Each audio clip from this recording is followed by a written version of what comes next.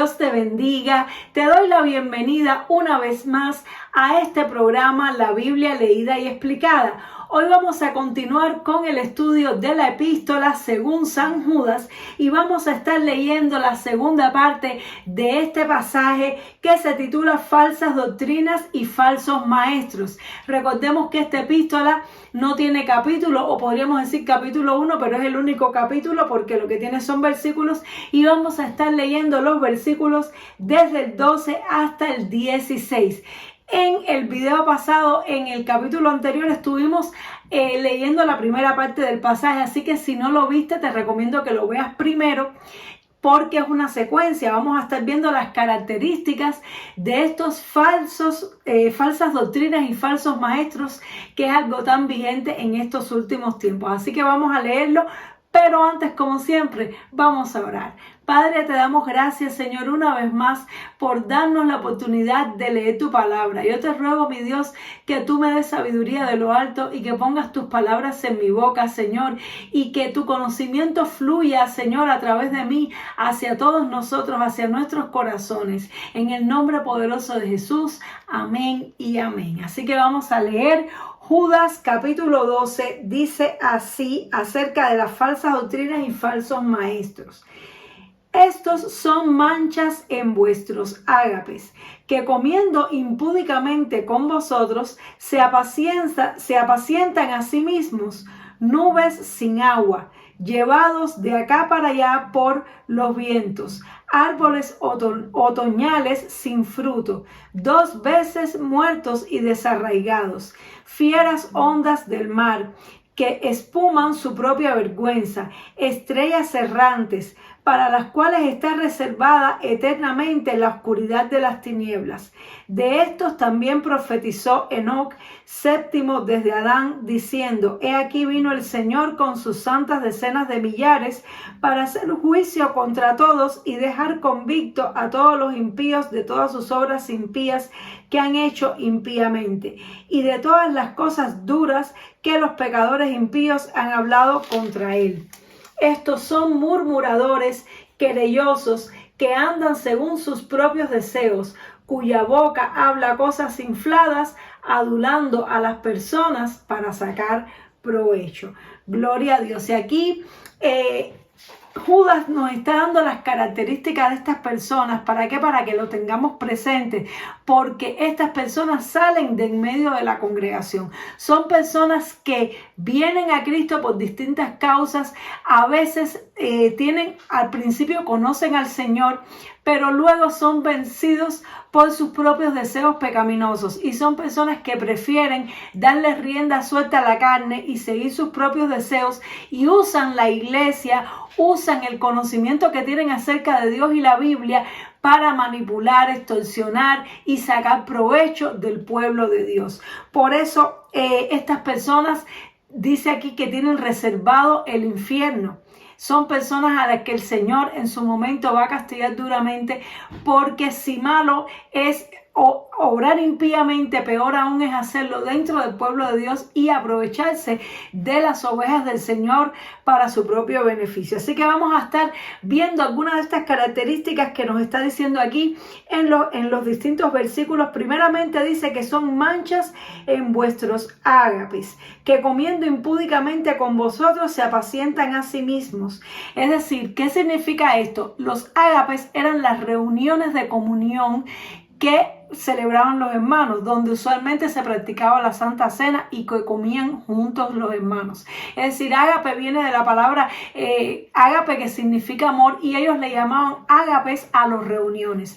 Es decir, que estas personas estaban dentro de esas reuniones donde los cristianos se reunían como iglesia para compartir la cena del Señor, para compartir la palabra del Señor, y dice que estas personas son manchas dentro de los ágapes. Es decir, ellos están presentes en la vida comunitaria de la iglesia, sin embargo son manchas. ¿Por qué? Porque no están lavados por la sangre del Señor, porque no se arrepienten de sus pecados. Dice que ellos, mientras comen impúdicamente, se apacientan a sí mismos. Es decir, que ellos están ahí, pero no se someten a la autoridad del Señor, sino que hacen su propia voluntad y ellos mismos se autosatisfacen.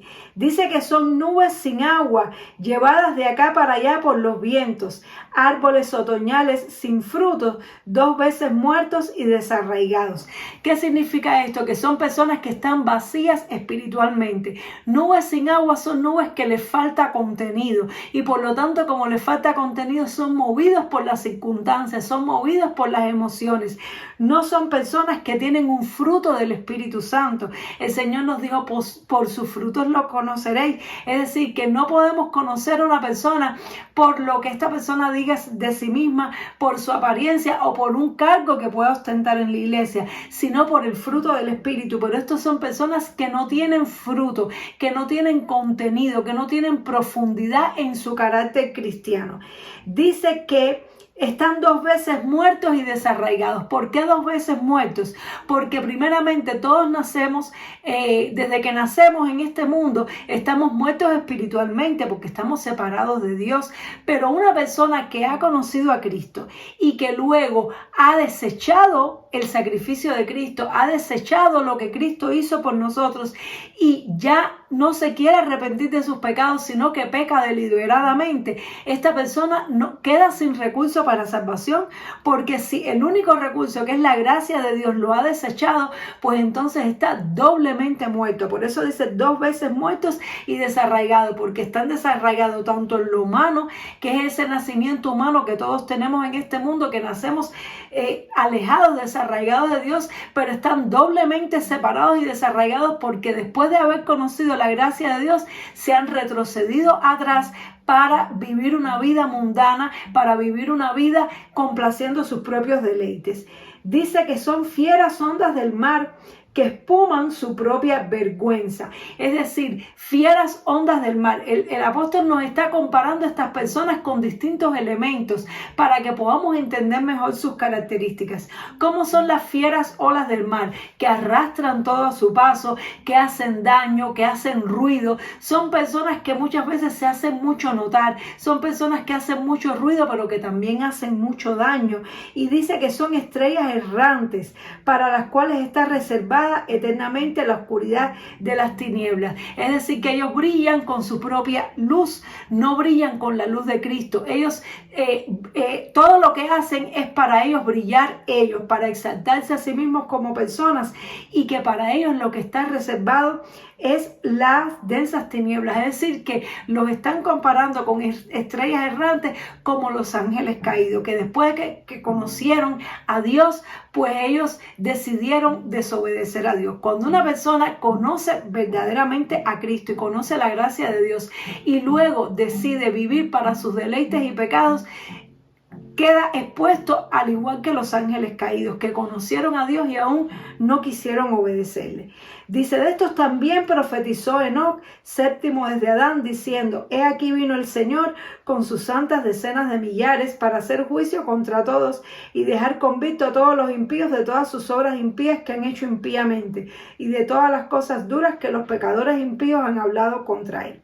Entonces aquí Judas está citando una cita del libro de Enoc. Sin embargo, sabemos que el libro de Enoc no está incluido en los libros de la Biblia. Es uno de los libros apócrifos porque se decidió no incluirlo. Pero Enoc como persona, como personaje bíblico real que existió, sí está incluido en la Biblia. La palabra de Dios nos habla de Enoc en Génesis y dice que Enoc caminó con Dios y Enoc no vio muerte. A Enoc se lo llevó Dios. Sin embargo, hay unos escritos de Enoc, pero por determinadas incongruencias no fueron aceptados como parte de la Biblia. Sin embargo, sí eran tenidos en cuenta en la tradición judía, y aquí vemos que Judas tenía un profundo conocimiento de lo que son las tradiciones judías que iban pasando de generación en generación. Por eso, aunque él citó el libro, no se constituye, es decir, esta cita no constituye un peso suficiente como para haber incluido el libro en la Biblia. Sin embargo, pues bueno, aquí vemos la importancia importancia que tienen también estas escrituras, que aunque no tienen el mismo peso de la Biblia, pues sí tienen una importancia en cuanto a enseñanza, porque eso es un hombre que realmente caminó con Dios, Enoc. Y entonces aquí está profetizando que de estos habló Enoc, cuando diciendo que el Señor va a venir a ejecutar juicio. Es decir, Dios en su momento, Él le da oportunidad a estas personas, porque realmente hay personas que en un momento determinado nos podemos descarriar de los caminos de Dios. En un momento determinado podemos tener un área ciega en cuanto a nuestro pecado, no ver nuestra condición espiritual, descuidarnos y tener un deslizamiento y cometer pecado. Entonces, precisamente para diferenciar entre la persona que tiene un desliz espiritual y cae, y la persona que decide vivir una vida impía, aún dentro de los caminos del Señor, aún dentro de la iglesia, Dios da un tiempo a las personas para que se arrepientan. Y por eso no vemos en el momento de que el Señor emite ningún juicio o ejecuta ningún juicio. A veces nosotros decimos, ¿cómo es posible que Dios permita que estas personas estén en la iglesia, sabiendo que le hacen tanto daño a la gente? ¿Cómo es posible que Dios permita que estas personas ocupen incluso puestos de liderazgo en la iglesia, sabiendo Dios que afectan a las demás personas? Y es porque primeramente Dios está esperando para ver si se arrepienten, porque hay personas que han caído en el error o que hemos caído en el error y nos hemos arrepentido. Pero también Dios usa a estas personas para moldear y fortalecer nuestro carácter. Él cumple un propósito con ellos. Todos los tropiezos y todas las cosas que nos ocurren en la vida siempre obran para nuestro bien. Pero esto no quita que si estas personas no se arrepienten de sus malos caminos y de aprovecharse de la obra de Dios para sus propios beneficios, el Señor va a venir a ejecutar juicio contra ellos, como mismo va a hacer con los ángeles caídos y con los demonios. Y finalmente, en el último versículo, el 16, dice: ¿cómo son estas personas? ¿Cuáles son sus características de su carácter? Dice que son murmuradores. Son personas que constantemente están hablando mal de los demás. Están hablando mal de las autoridades. Siempre están criticando y hablando mal de los demás. Todos nosotros en algún momento hemos tenido alguna debilidad con la murmuración. Nos hemos quejado o decimos o hemos dicho cosas que no debemos decir. Pero una cosa es que se nos escape algo y nos demos cuenta y nos arrepintamos, y otra cosa es vivir una vida de continua murmuración sin arrepentimiento, vivir una vida de estar constantemente hablando, burlándose, quejándose sin que haya arrepentimiento. Entonces ya cuando la persona practica este pecado se vuelve murmurador. Dice que son querellosos. Querellosos es decir que son conflictivos. Son personas que donde ellos están se genera conflicto. ¿Por qué? Porque siempre están, es decir, torciendo las cosas, generan conflicto a su alrededor. Es lo contrario de pacificadores. En lugar de producir la paz, producen conflictos a su alrededor. Dice que andan según sus propios deseos, no según la voluntad de Dios. Aunque ellos dicen guardar la voluntad de Dios, las personas que conviven y que están cerca de ellos se dan cuenta de que estas personas no obedecen a la palabra de Dios, sino que hacen las cosas según sus propios deseos y guardan una apariencia externa, es decir, una obediencia aparente, pero en lo profundo no obedecen al Señor. Dice, cuya boca habla cosas infladas. Es decir, que son personas que siempre están prometiendo cosas, siempre están hablando cosas infladas, están como exagerando las cosas, prometiendo cosas que después no pueden cumplir. Son personas que hablan a veces demasiado para envolver al resto de las personas con sus palabras. Y dice que adulan a las personas para sacar provecho. Es decir, son personas muy calculadoras que siempre están observando a su alrededor al resto de las personas, y cuando ven una persona de la cual pueden obtener un provecho, pueden obtener un beneficio, pues entonces con esas personas son dulces, con esas personas los adulan, les hacen regalos.